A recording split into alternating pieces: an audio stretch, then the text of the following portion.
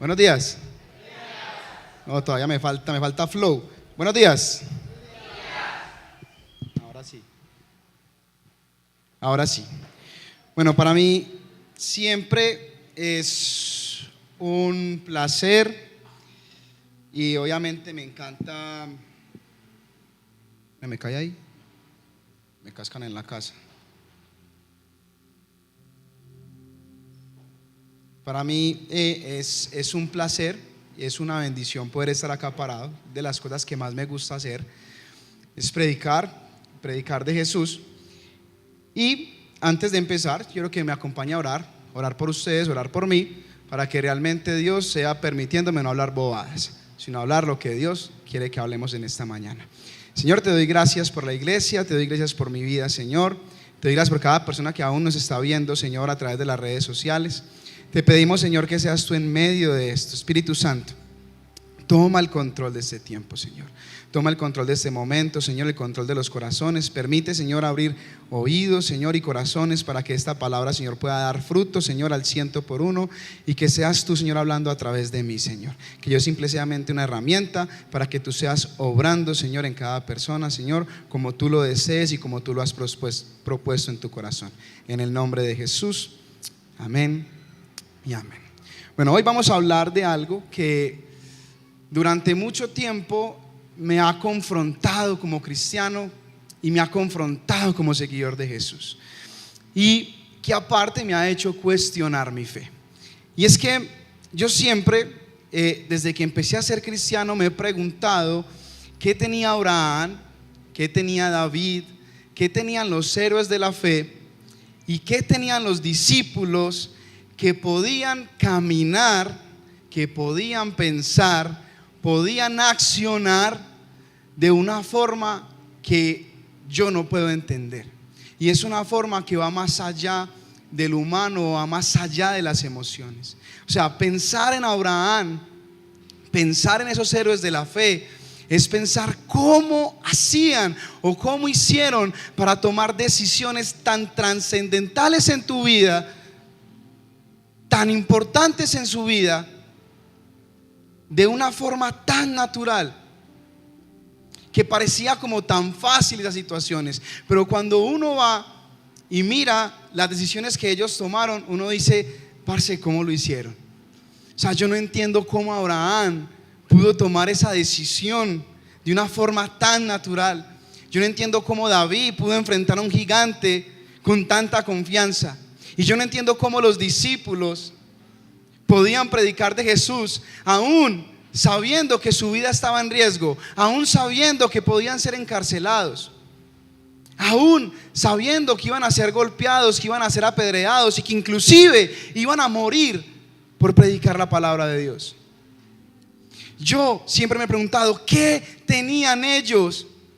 Porque mi deseo, o lo que siempre he pensado, ser un cristiano que camine como si fuera un loco por Jesús. Ese ha sido siempre mi deseo. Un apasionado que vaya por la calle y yo pueda ser como un Pedro, donde la gente se sane con la sombra y yo pueda orar y decirse sano, y yo pueda caminar con tanta fe, o que ante una circunstancia difícil yo pueda tener tanta paz y pueda estar tan confiado. Y siempre me he preguntado eso, ¿qué tenían ellos? Y si queremos ver un poquito más, vamos a hablar del caso de Abraham, y vamos a ir a Génesis capítulo 22, versículo de 6 al 13. El caso de Abraham es muy particular, porque Dios le da o le permite, le concede una promesa a Abraham, que es algo, para los que tienen hijos, es algo muy teso. Abraham no podía tener hijos. Su esposa era estéril. Y Abraham, en medio de la promesa, o en medio de su dificultad, recibe a un hijo llamado Isaac. Y Dios le da la promesa. Yo imagino a Abraham, es el milagro, y mi hijo es el milagro de Dios, mi hijo es la promesa de Dios, mi hijo es lo que Dios me entregó. Yo no imagino a Abraham muerto de la felicidad, con su hijo, viéndolo todos los días, viendo la misericordia de Dios y la promesa de Dios en su hijo. Pero es muy teso porque Dios, que le dio la promesa de Isaac, en un momento le dice: necesito que me sacrifiques a tu hijo.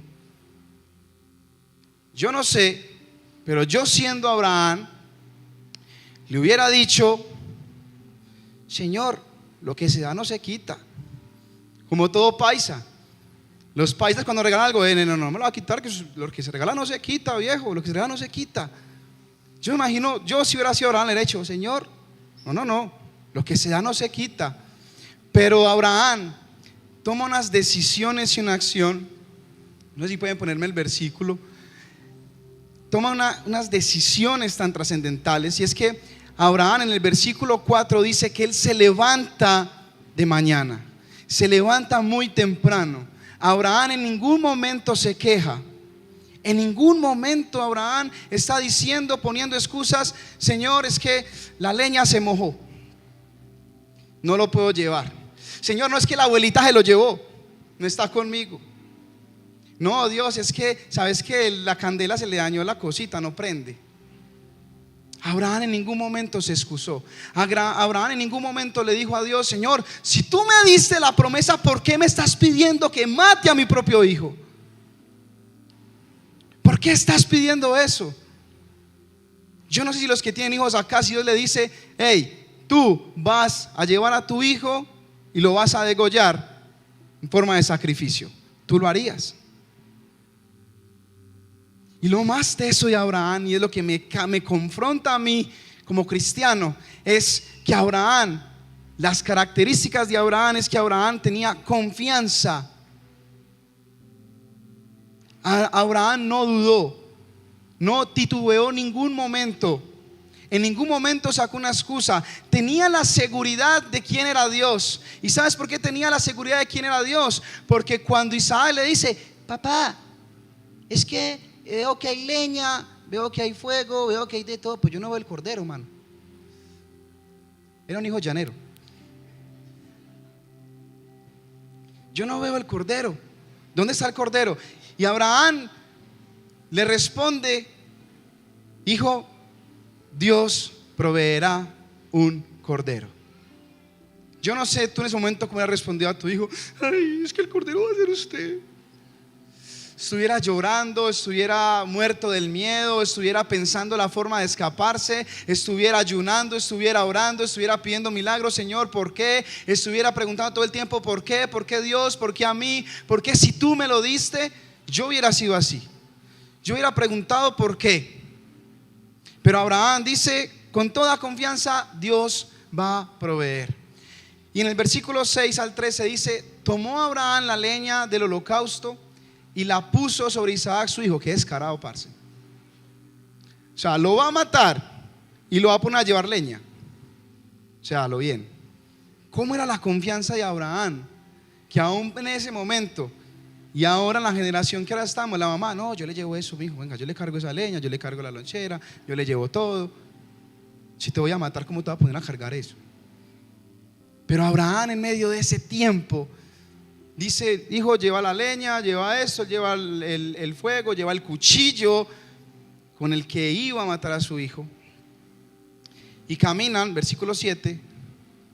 Y habló Isaac a su padre, dijo: padre mío. Respondió: heme aquí, hijo mío. Dijo: aquí está el fuego y la leña, pero ¿dónde está el cordero para el sacrificio? Versículo 8. Y Abraham respondió: Dios proveerá para sí el cordero para el holocausto, hijo mío. Y los dos iban juntos. Llegaron al lugar que Dios les había dicho, y Abraham edificó allí el altar, arregló la leña, ató a su hijo Isaac y le puso en el altar sobre la leña. Entonces Abraham extendió su mano y tomó el cuchillo para sacrificar a su hijo. Abraham hasta el último momento tenía la confianza puesta en Dios, porque él sabía quién le había dado la promesa. La pregunta es: ¿qué tenía Abraham? Porque Abraham conoce el mismo Dios tuyo y mío, y tú y yo hemos escuchado hablar de Dios. Versículo 11. Mas el ángel del Señor lo llamó desde el cielo y dijo: Abraham, Abraham. Y él respondió: heme aquí. Y el ángel dijo: no extiendas tu mano contra el muchacho, porque es que literalmente lo que iba a comer era asado del niño, iba a comer pierna de muchacho, Abraham. Ni le hagas nada, porque ahora sé que temes a Dios, ya que no me has rehusado. En otras palabras, eso es: ya que no me has desobedecido. O sea, no, ya me has obedecido para entregarme tu único hijo, la única promesa. Y si usted va atrás, todo lo que pasó a Abraham y su esposa Sara era que no podían tener hijos. Y Abraham, en medio de esa fe, decide llevar a su hijo sin excusarse, sin poner problemas, y lo lleva. Entonces Abraham alzó los ojos y miró, y he aquí vio un carnero detrás de él, trabado por los cuernos en un matorral. Y Abraham fue, tomó el carnero y le ofreció en holocausto en lugar de su hijo. ¿Qué tenía Abraham? Y usted me va a decir: fe. Muy bacano, tenía fe. Pero la pregunta es: ¿cómo él podía tener fe en alguien que quizás no había visto? ¿Cómo podía tener fe en medio de esa circunstancia de tener su hijo amarrado con un cuchillo para degollarlo? Es muy difícil. No solo se trata de fe, se trata de algo más. Y si quiere saberlo, tiene que esperar hasta el final. Vamos a hablar del caso de David cuando iba a enfrentar a Goliat. Eso está en Primera de Samuel capítulo 17. No lo voy a contar del todo porque es muy largo, pero se lo voy a parafrasear. David era un pastorcito de ovejas, se ocupaba de sus ovejas, y el papá lo manda a hacer un mandado, como a todos los niños de la casa, lo envían a hacer mandados. Entonces él lleva la comida a su hermano mayor, que estaba en el ejército, y cuando llega allá, como todo paisa chismoso, llega y empieza a preguntar: ¿qué está pasando? Cuando usted ve un tumulto, usted llega y merma la velocidad en el carro y: ¿qué habrá pasado? Yo soy uno. Y David hace lo mismo, piensa: hey, ¿qué está pasando?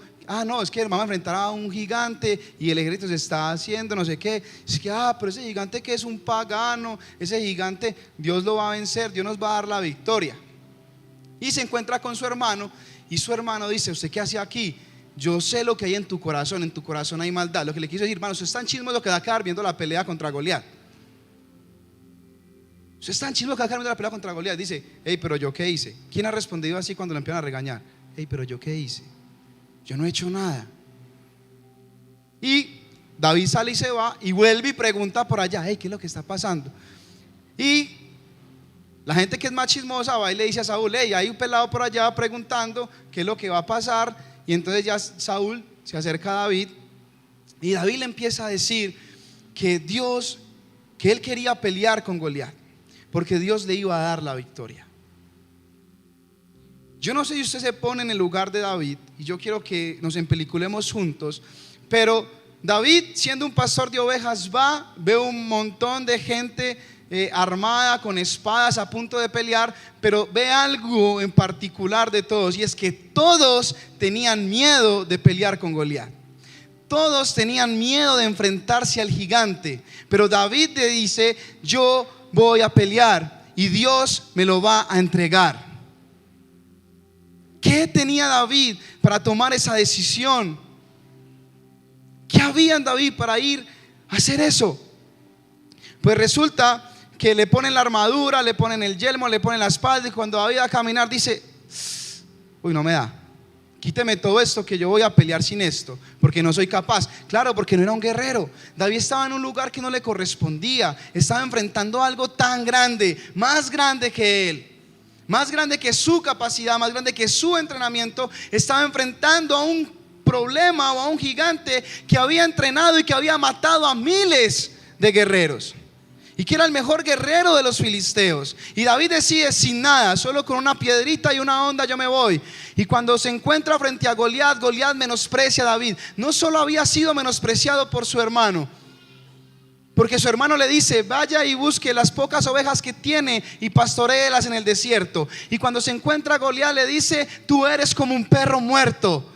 David estaba siendo menospreciado, pero David se paró firme y dijo: Dios te va a entregar en esta hora a mí. Y Goliat se burlaba de él. Y resulta que David mata a Goliat.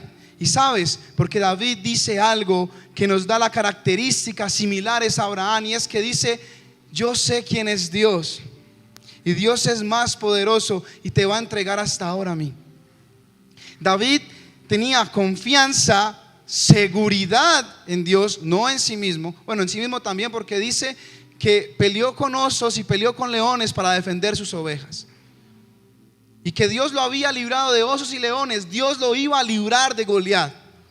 Y en medio de ese momento, David nunca se tira para atrás, sabía quién era Dios, conocía quién era Dios. Y ahora hablar de los discípulos. Para mí hay un antes y un después en los discípulos. Cuando los discípulos reciben el Espíritu Santo, son otros. Y cuando los discípulos predican el Evangelio, ellos sabían que podían morir por lo que estaban hablando, por lo que estaban haciendo. Ellos sabían que podían ser encarcelados por eso.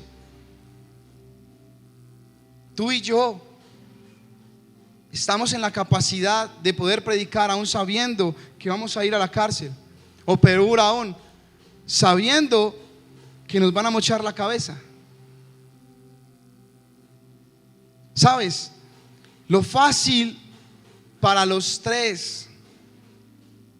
tres personajes, por no hablar de toda la Biblia, era: para Abraham lo fácil, hubiera dicho: Señor, usted me lo entregó, es la promesa, yo no voy a hacer caso, yo no voy a subir por allá, qué pena con usted, Dios, pero es que es la promesa que usted me dio, entonces ¿cómo va a cumplir usted su promesa? Es mi hijo, yo cómo lo voy a matar, si yo lo amo, yo tengo que demostrar, ¿qué pensará la gente de mí? Si yo mato a mi hijo, ¿qué van a decir los vecinos? Lo fácil hubiera sido retroceder. Lo fácil de David hubiera sido: este no es mi lugar, yo no soy un guerrero, yo no soy nadie, yo no peleo, yo mejor me voy, esto no es conmigo, eso es con el ejército. Eso hubiera sido lo fácil. Y lo fácil para los discípulos hubiera sido predicar a escondidas: vámonos para el monte, yo le hablo de Jesús, que donde nadie nos vea. Venga, yo lo sano allí a la vuelta donde hay un callejón, para que nadie nos vea. Eso hubiera sido lo fácil. Y entonces Dios me lleva a que hay tres tipos de personas en la vida: los que no creen en Dios, los que creen en Dios y los que le creen a Dios.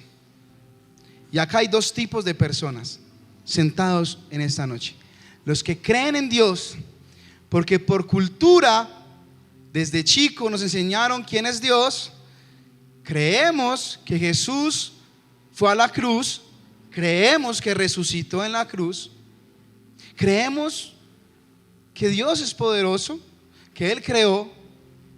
Pero hay otros que van un poquitico más allá, y es un paso más allá, y es aquellos que le creen a Dios. Son parecidas, pero hay una diferencia muy grande. Aquellos que creen en Dios, pero que cuando viene un problema, lo primero que busca es otra solución. Aquellos que creen en Dios, pero cuando hay una crisis financiera, lo primero que buscan es endeudarse.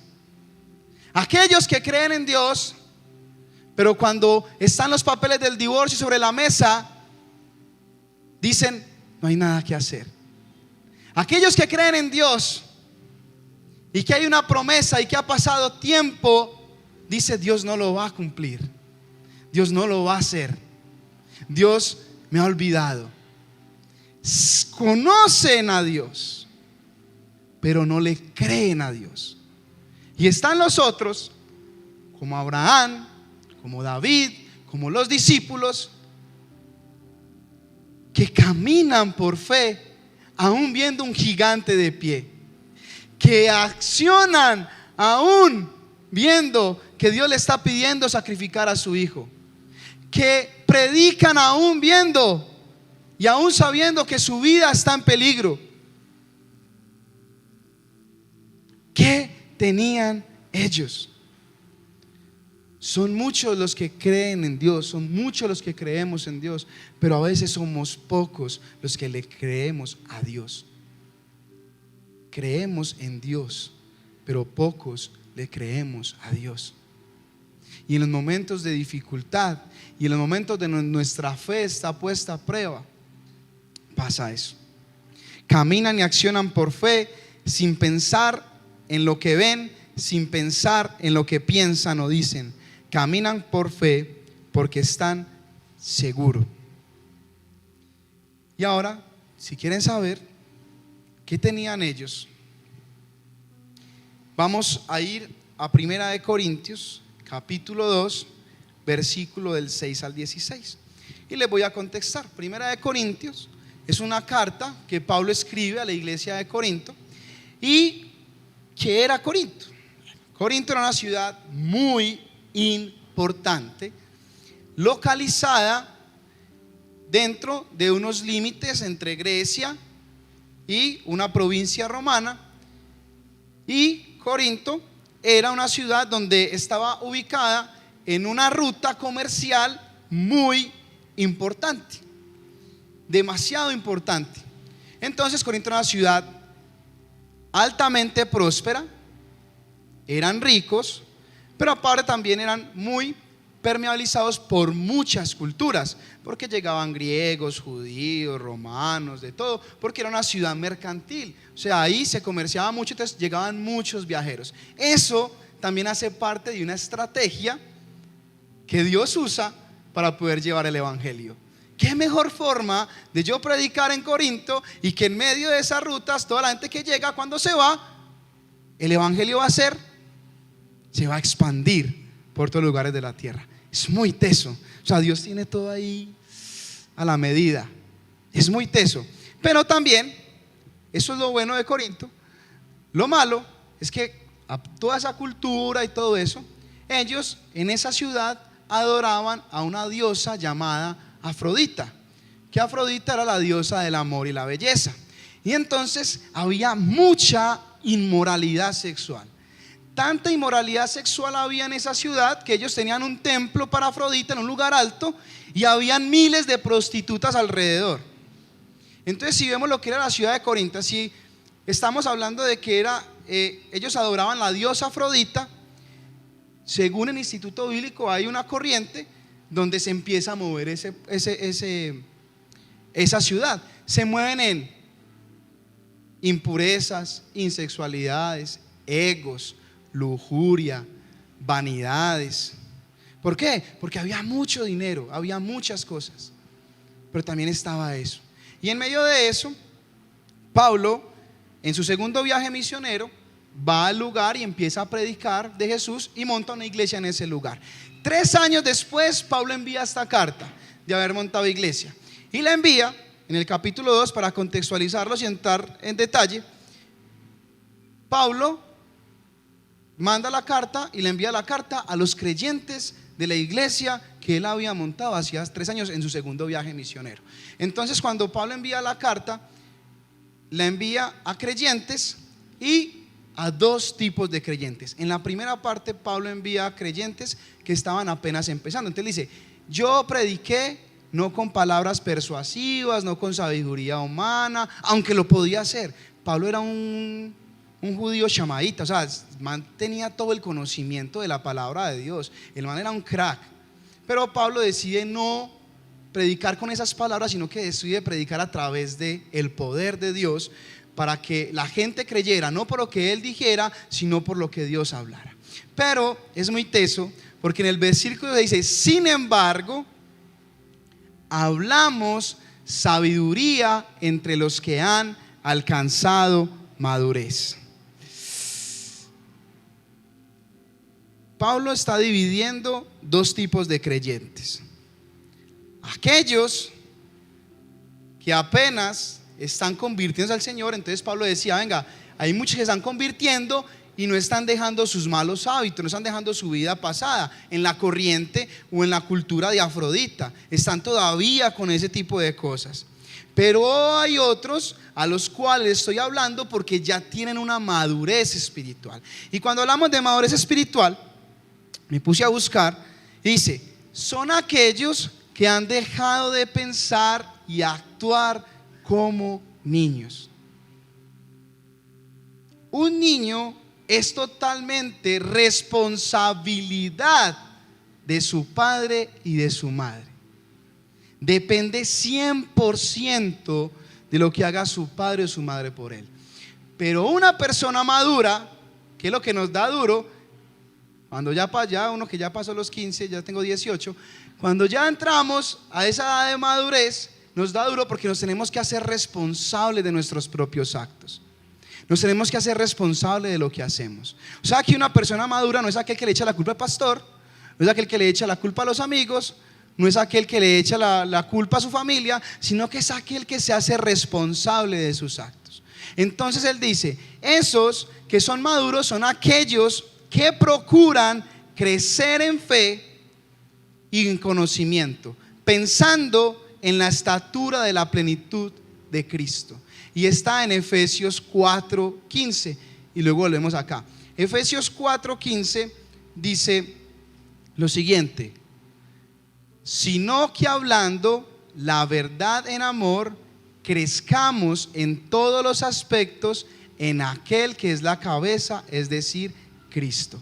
Cuando hablamos de crecer como Cristo, muchos van a decir, no, es imposible. ¿Cómo Jesús? Si Él es Dios. Y la palabra nos está invitando que nosotros tenemos que crecer en los aspectos de aquel que es la cabeza, es decir, Cristo. Nosotros tenemos que procurar ser como Jesús. Ser como Jesús.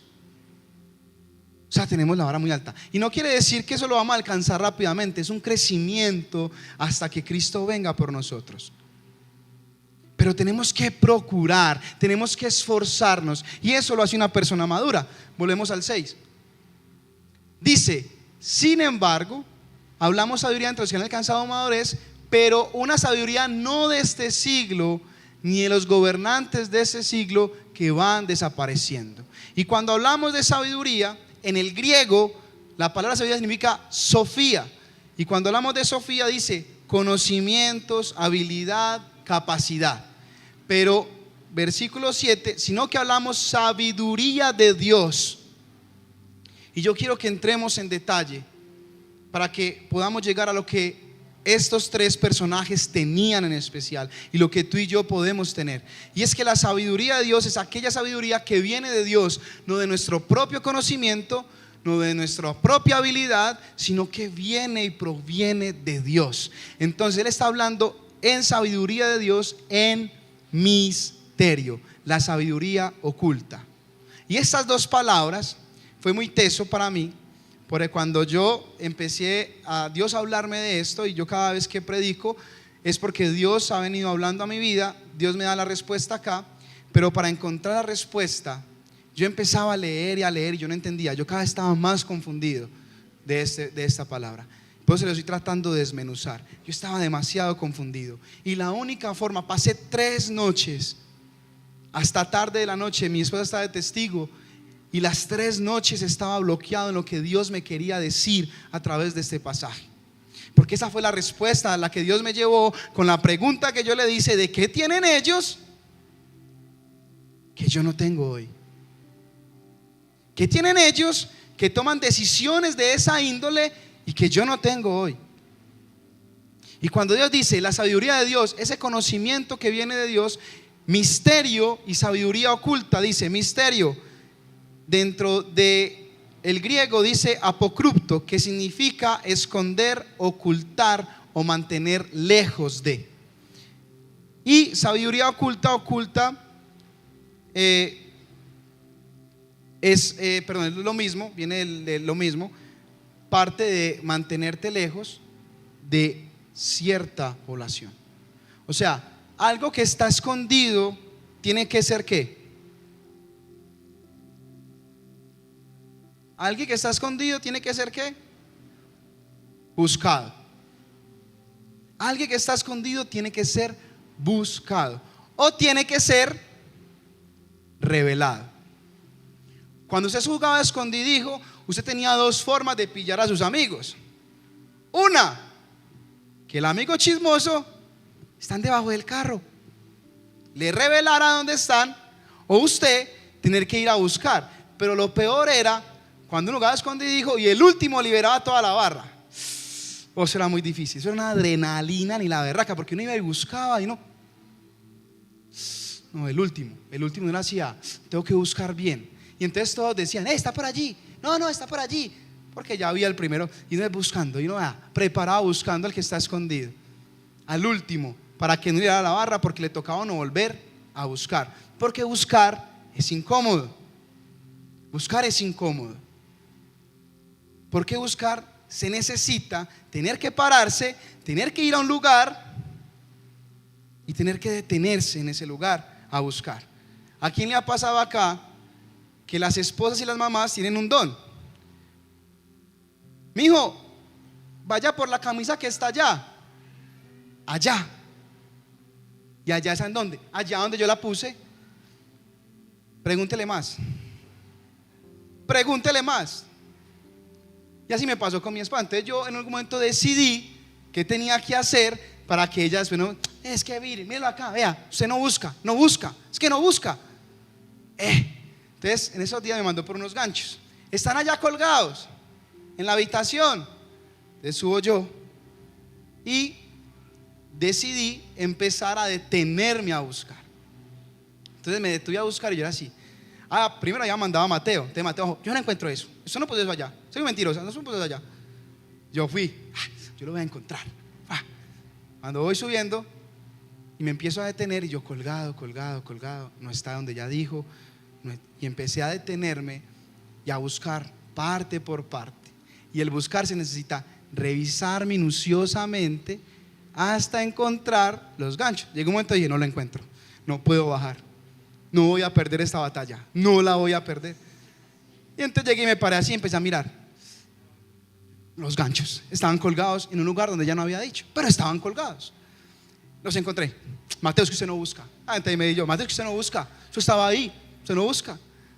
Pero de eso se trata esa sabiduría oculta. La sabiduría oculta es algo que se mantiene lejos, que se mantiene escondido, pero que necesita hacer dos cosas: uno, buscada, y dos, revelada. Y es muy teso porque dice que Dios predestinó para nuestra gloria. Quiere decir que Dios desea que tú y yo sepamos lo que Él tiene oculto para nosotros. Que tú y yo sepamos que tiene oculto para nosotros. Es muy teso. Dios desea, y la palabra predestinar es aún más tesa porque viene de promeletelao en el griego y viene de dos raíces: pro, que significa antes, y meletao, que significa pensar. Dios pensó antes de los siglos, antes de la fundación del mundo, para que tú y yo pudiéramos entender qué es lo que Dios tiene para nosotros. O sea, Dios desea y anhela que tú sepas lo que Dios tiene para ti. Y eso habla, dice, para nuestra gloria. Y cuando hablamos de gloria en el griego significa doxo, que significa algo muy aparente o algo de mucha honra. Dios desea que tú encuentres algo que te va a dar una apariencia diferente o te va a dar una estima o una honra mucho mayor. ¿Sí me están cantando? ¿Sí entiende lo que Dios nos está queriendo decir?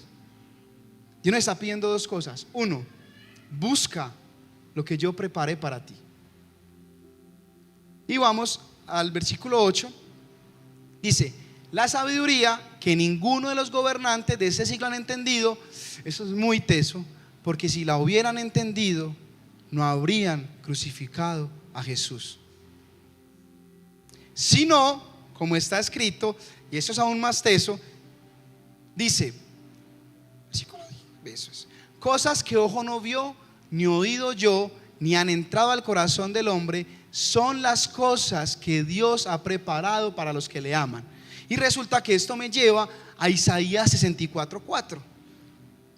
Isaías 64:4 dice lo siguiente: desde la antigüedad no habían escuchado ni dado oídos, ni el ojo había visto a un Dios fuera de ti que obrara a favor del que esperaba en él. Obraba a favor del que esperaba en él. ¿Qué tiene que ver amor con esperar? ¿Qué tiene que ver amor con esperar? O sea, que aquel que espera ama. Porque el que espera confía que va a llegar. El que espera confía que va a llegar. El que espera sabe que Dios va a hacer. El que espera está seguro de que Dios es poderoso para sanar alguna enfermedad. El que espera está seguro que Dios tiene la capacidad de darte la victoria en un momento difícil. Y ahorita, cuando estábamos en la alabanza, Dios me revelaba y me revelaba más este mensaje. Y es porque cantábamos del Espíritu Santo, cantábamos del mover, cantábamos de una batalla. Tú no puedes ver la victoria sin que Dios te revele que Él es el que te da la victoria.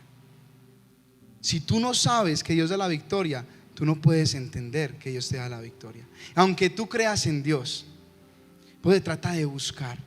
Y esa espera me lleva al momento de los discípulos cuando reciben el Espíritu Santo en el aposento alto. ¿Qué les dijo Jesús? Oren y esperen a que llegue el Espíritu Santo, porque yo se los voy a enviar. ¿Cuándo? No sé. Oren y esperen. ¿Cómo? No sé. Oren y esperen. La pregunta es: si Dios le dice que hoy llega el Espíritu Santo acá, pero usted no sabe cómo, usted se queda acá 3 días, usted se queda acá 4 días, usted se queda acá 5 días. Los discípulos recién esperando porque deciden esperar, y cuando esperan al Espíritu Santo, su vida cambia. Y aquellos como Pedro, que había negado a Jesús hace un tiempo atrás, cuando viene el Espíritu Santo, porque él lo espera, Pedro decide morir crucificado boca abajo por Jesús. Aquel que lo negó hoy decide morir crucificado boca abajo. Aquel que perseguía a Jesús, que era Pablo, cuando viene el Espíritu Santo, no en ese momento, no, cuando tiene el encuentro con Dios, Pablo ya no persigue a cristianos, sino que Pablo atrae para que la gente se vuelva cristiana. Y ahí es donde quiero que entremos. Y vamos otra vez a 1 Corintios. Y es que una cosa es saber, porque tú y yo sabemos, hemos escuchado muchas veces, y otra cosa es entender e interiorizarlo y tenerlo para nuestras vidas. ¿Sabes qué es aquellos misterios? Y usted me va a decir: uy, qué bobo, parce. Eso. ¿Sabe qué son esos misterios de los cuales Dios está hablando? Está hablando de Jesús crucificado. Está hablando de todo lo que hizo Jesús. Ese fue el misterio que fue oculto durante mucho tiempo y que luego fue revelado para nuestra gloria. Parce, guau. Y usted se pone como yo, pero guau. O sea, la sabiduría oculta es el mismo Jesús, y todos los beneficios y todas las riquezas de su gloria que hizo que Él muriera en la cruz, resucitara y fue para nosotros, para darnos una estima mayor, para ser justificados, para ser redimidos, para ser salvados, para ser perdonados, para ser libres. Parce, wow. Yo no sé si usted entiende eso, pero lo que Dios te dijo que mantuvo oculto, te lo reveló a ti. Y es algo que tú y yo hemos escuchado, pero que no hemos podido interiorizar, porque cada vez que pecamos nos apartamos, porque creemos que Dios no nos perdona. Porque cada vez que fallamos y llevamos tiempo fallando, digo: yo no soy salvo,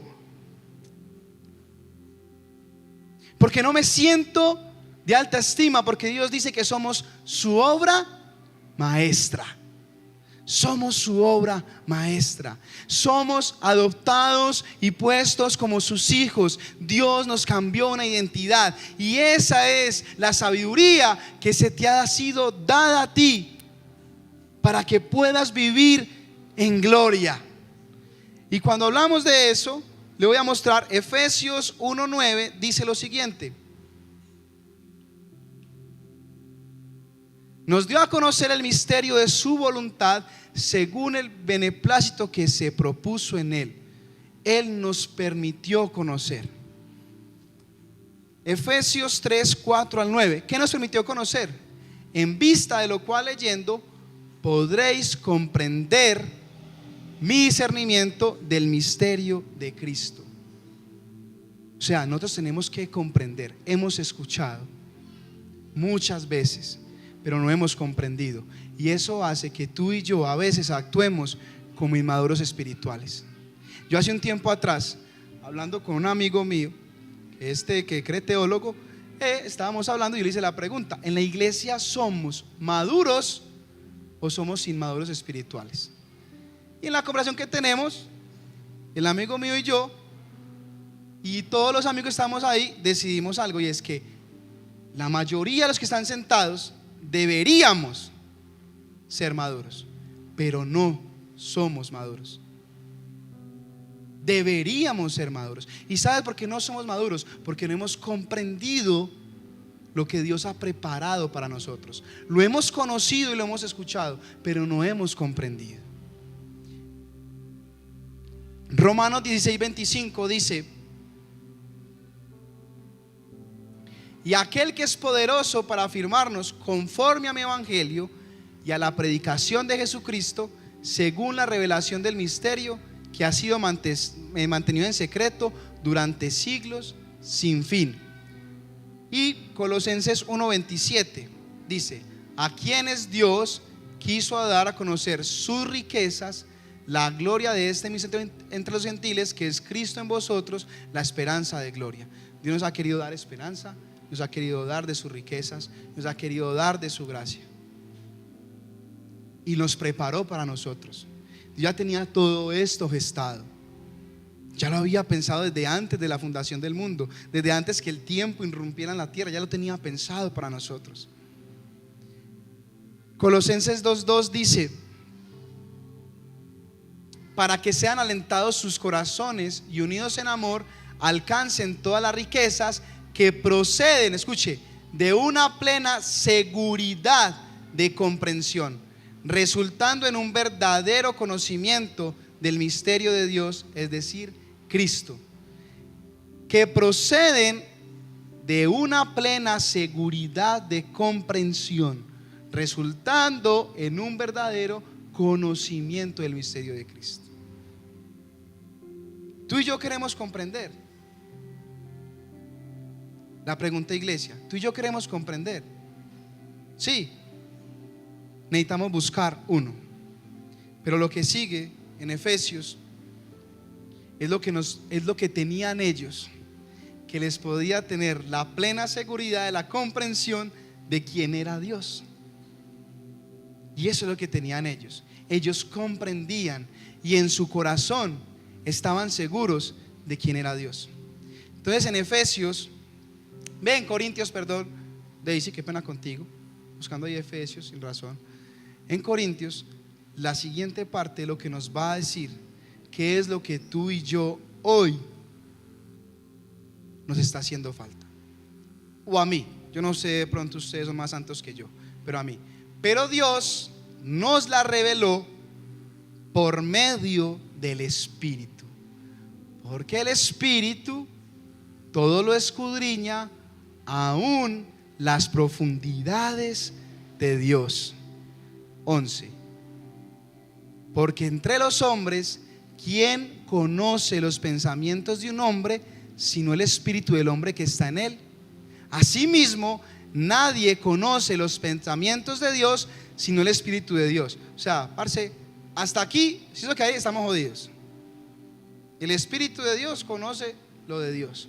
Pero el versículo 12 es donde tú y yo hoy tenemos que empezar a desear y anhelar.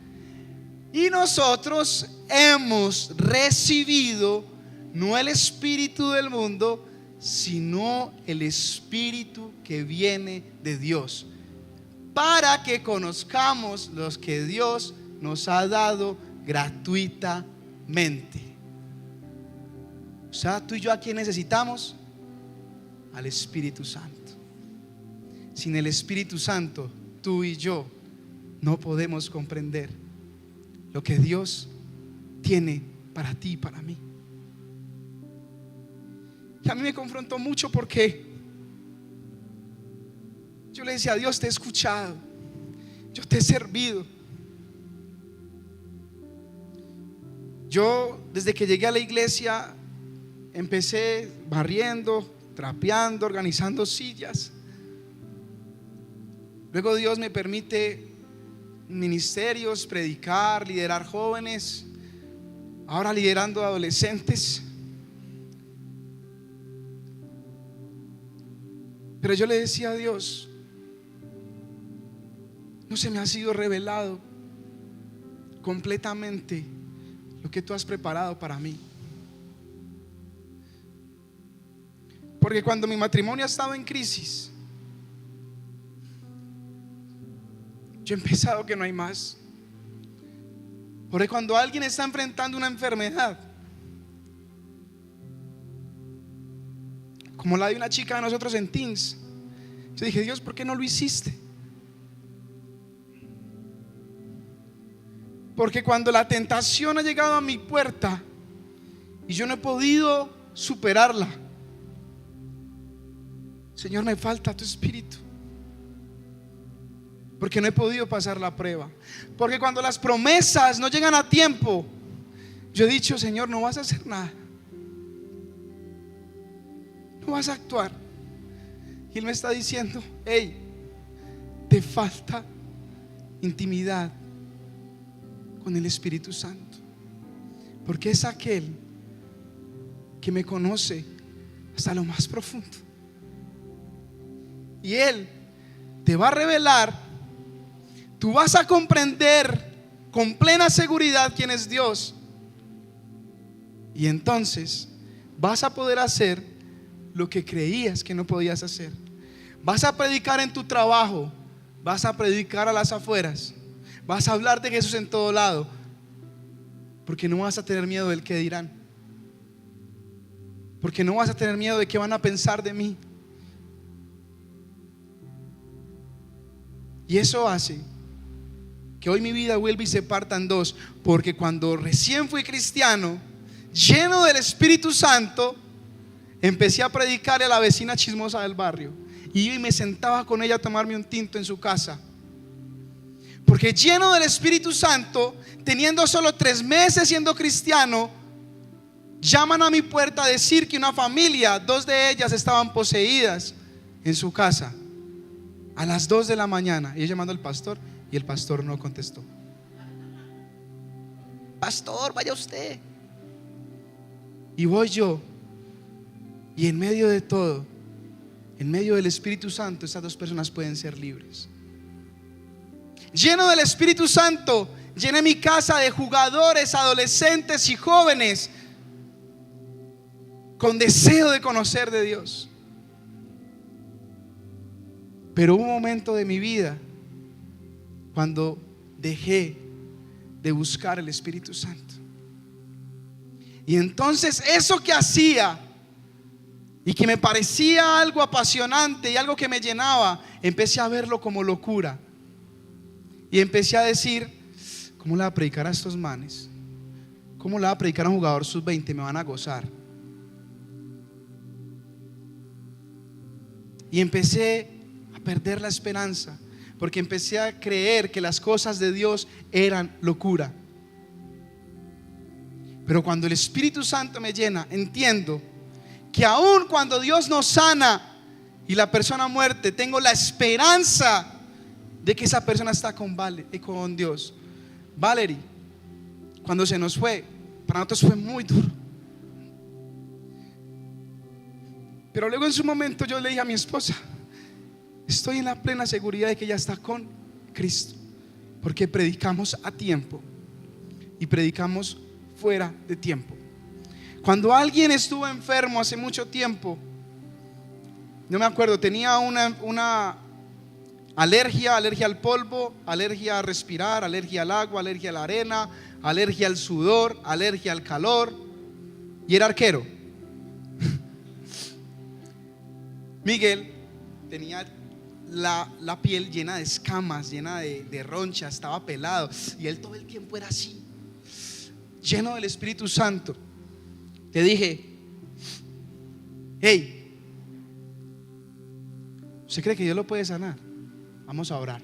Y me lo llevé para allá a un lugar y yo empecé a orar por él, y yo me fui creyendo que Dios lo había hecho. Tiempo después él me dice: profe, desde ese día que usted oró por mí, mire mi piel, está seco. Y hoy en día cuando me habla me dice: profe, yo nunca me puedo olvidar de cuando usted oró por mí, y esa alergia que nunca se me quitaba, se me quitó. Pero luego de un tiempo que dejé de intimar con el Espíritu Santo, empecé a pensar que las cosas de Dios eran locura, y que orar por la gente era decir: Dios no la va a sanar, Dios no lo va a sanar. Y si Dios no me respalda, es que es una enfermedad muy grande. Por eso ahora tú entiendes por qué, ya vamos a terminar, por qué Abraham, por qué David y por qué los discípulos después del Espíritu Santo pueden tomar decisiones que parecen locura. Versículo 13: de lo cual también hablamos, no con palabras enseñadas por sabiduría humana, sino con las enseñanzas por el Espíritu, combinando pensamientos espirituales con palabras espirituales. Quiere decir coherencia. A veces tú y yo pensamos lo espiritual, pero actuamos lo natural. Y el Espíritu nos lleva a pensar y a actuar y a decir como Él quiere que digamos. Versículo 14: pero el hombre natural no acepta las cosas del Espíritu de Dios, por eso nos cuesta ver una persona enferma. Por eso nos cuesta la crisis económica. Cuando estoy en quiebra y digo: ¿y cómo voy a resolver esto? No tengo trabajo, tengo la nevera vacía, mi familia ha dejado de comer. Porque para él son necedad y no las puede entender, porque se disciernen espiritualmente.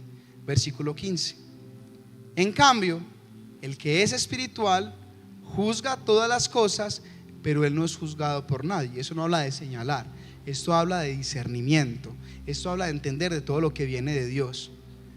Y versículo 16, que es lo más teso, y fue donde yo empecé a preguntarle muchas cosas a Dios, que yo porque no tenía la mente de Cristo, y era: porque quien ha conocido la mente del Señor para que le instruya, más nosotros tenemos la mente de Cristo. ¿Y sabes por qué tenemos la mente de esto? O sea, lo que Jesús piensa, tú y yo lo podemos pensar.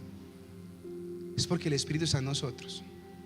Y ahora usted no me vaya a decir: no, yo no he recibido al Espíritu Santo. No, cuando usted creyó en Jesús, fuiste sellado con el Espíritu Santo. ¿Sabe qué es lo que pasa? Que hay niveles de niveles, decía un salmista. El fuego del Espíritu Santo tiene que ser avivado. Por eso Pablo le decía a Timoteo: te ruego que avives el fuego del don de Dios. Por fin lo entendí. ¿Sabes por qué? Porque Timoteo era joven y le daba miedo predicar. Pero para que él hiciera cosas que parecían locas, que parecían dementes, necesitaba avivar el fuego del don de Dios. Entonces, cuando tú y yo avivamos el fuego del don de Dios, avivamos el Espíritu Santo. El Espíritu Santo es el que nos gobierna y nos controla. Y es donde Dios me llevó a comprender lo que es la palabra de este año, para que no se les olvide. Es en el río de su Espíritu. Y no es un río hasta los tobillos, no es un río hasta las rodillas, no es un río hasta los hombros, porque todavía tú tienes el control. Es un río que sobrepasa, porque es la única forma de que tú pierdas el control y necesites ayuda. Lo que hoy Dios te quiere decir es que para tú tener lo que Abraham tenía, lo que tenía David y lo que tenían sus discípulos, y muchos hombres más, era el Espíritu de Dios. Es que el Espíritu Santo llegó en el Nuevo Testamento. El Espíritu Santo se movía sobre la faz de la tierra antes de la fundación del mundo. El Espíritu Santo ha estado siempre. Y por eso Abraham puede entregar a su hijo confiadamente, sabiendo que Dios iba a proveer, sabiendo que si aún su hijo Isaac muriera, Dios podía resucitarlo,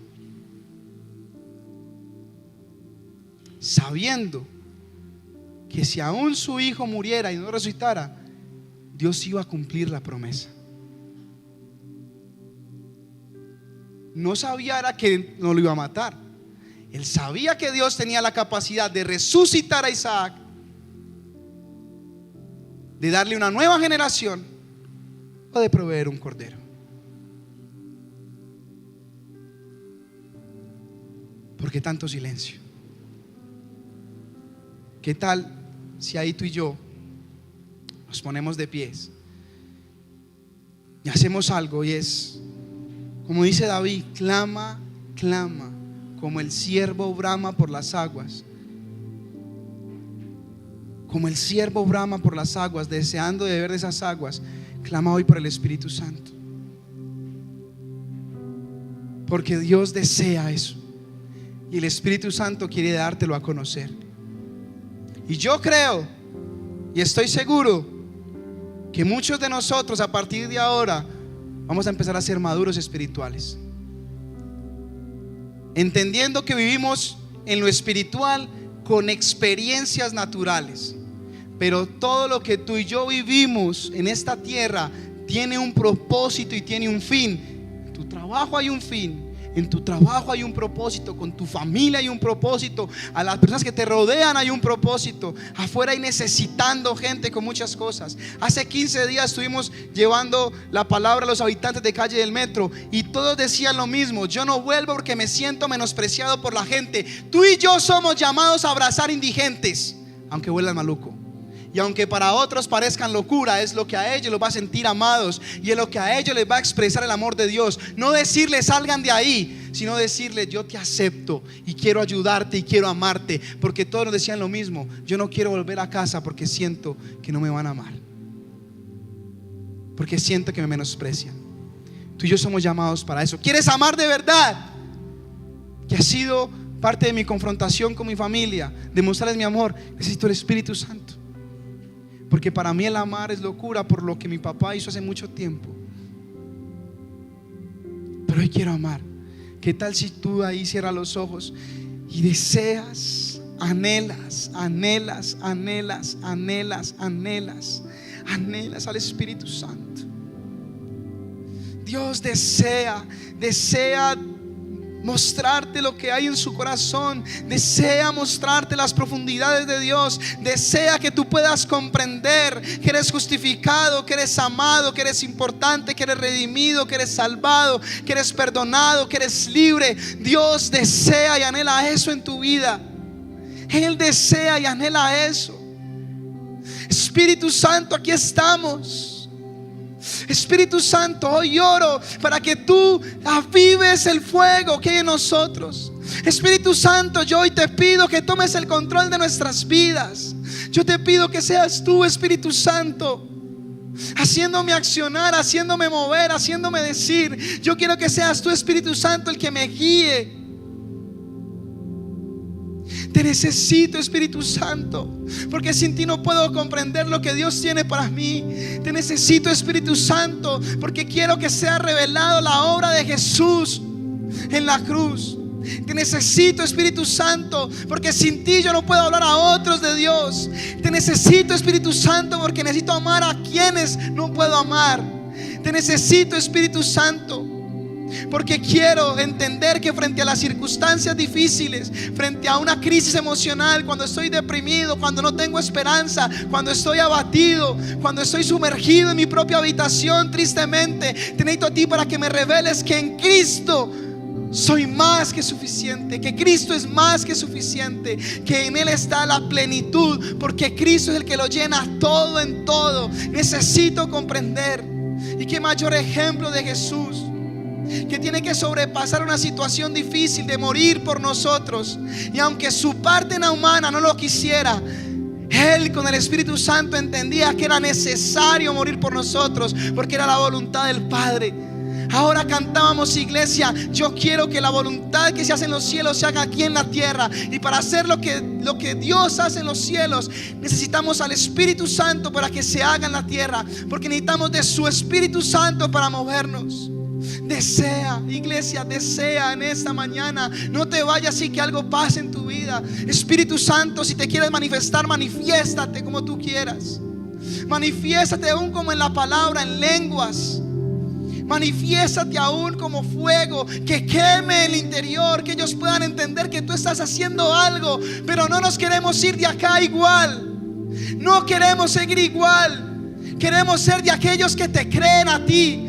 Queremos ser de aquellos que cuando hay un gigante que tengamos que enfrentar, tú eres nuestro Dios. Y que tú, Señor, nos puedes sacar de ahí. Y que si aún no nos sacas de ahí, tenemos la seguridad de que tú eres nuestra seguridad y nuestra paz. Porque Dios no tiene que hacer nada por ti. Lo único que Dios es que Él te da la seguridad, Él te da la esperanza, Él te sostiene. Y Él ha prometido tenerte en su reino. Necesitamos, Espíritu Santo, ven. Ven, Espíritu Santo, llénanos en esta mañana. Llénanos. Llénanos, aviva el fuego, que se encienda el fuego del Espíritu Santo en esta mañana. Que se encienda aún mayor, que la pasión, el denuedo puedan crecer aún más.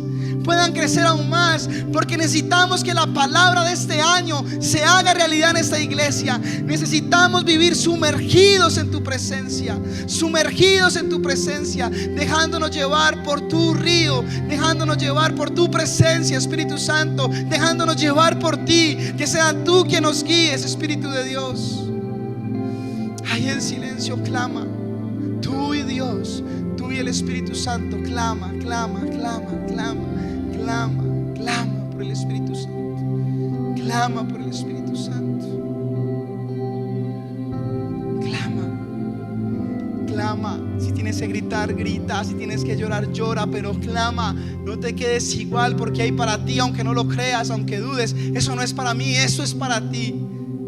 A veces no oramos porque no creemos que lo de Dios es para nosotros. Sí es para ti. Clama, clama, clama, clama, clama, clama, porque Dios lo preparó para ti, porque Dios lo propuso para ti, para que Cristo sea revelado en tu vida. Llena, llena, llena, llena, llena, llena, llena, llena, llena, llena, Espíritu Santo. Llena, Espíritu Santo, llena, llena, llena, llena, llena, llena, Espíritu Santo, llena, llena. Shankam Paigan, Shiminitim Paigan. Llena, Espíritu Santo.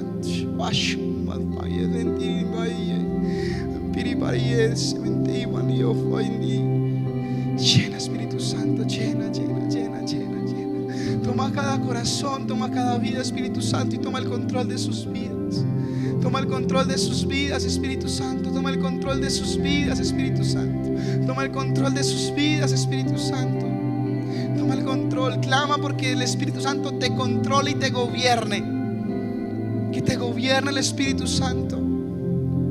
Que te gobierne el Espíritu Santo. Gracias, Padre. Gracias, Espíritu Santo, porque tú vas a hacer. Porque hoy no solo seremos niños, hoy no nos quedaremos tomando leche, hoy comeremos alimento sólido, porque tú se nos has sido revelado en nuestras vidas. Hoy te pido, Espíritu Santo, que nos lleves en paz y en bendición, y que tu manifestación y que tu poder y que tu gloria, Espíritu Santo, nos acompañe toda la semana.